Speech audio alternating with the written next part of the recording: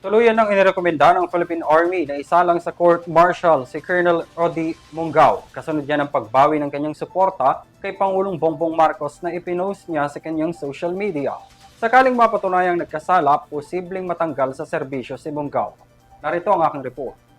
Kinumpirma ng Philippine Army na ihaharap sa court martial si Colonel Rody Mungao matapos ang pahayag nito sa social media kaugnay sa pagbawi niya ng kanyang suporta kay Pangulong Bongbong Marcos. Ayon kay Commanding General Lieutenant General Antonio Navarrete, inaprubahan niya ang court martial proceedings laban kay Mungao dahil maliwanag na paglabag sa Article War 63 ang kanyang nilabag o ang kawalang galang sa Pangulo ng Bansa.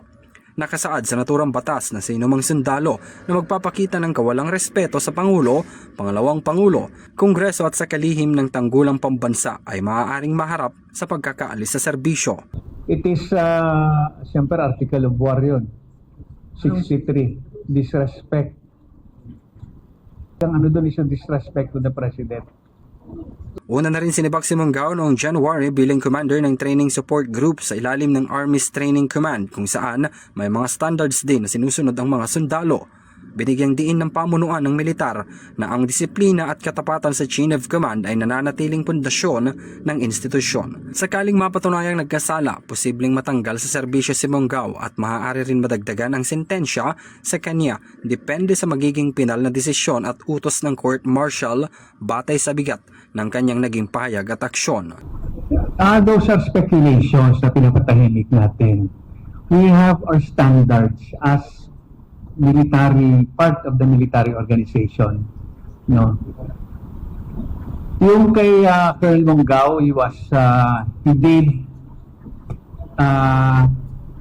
his statement disrespecting the President. He is still part of the organization and ginawa niyang pagbigay na nawala siya ng confidence. No?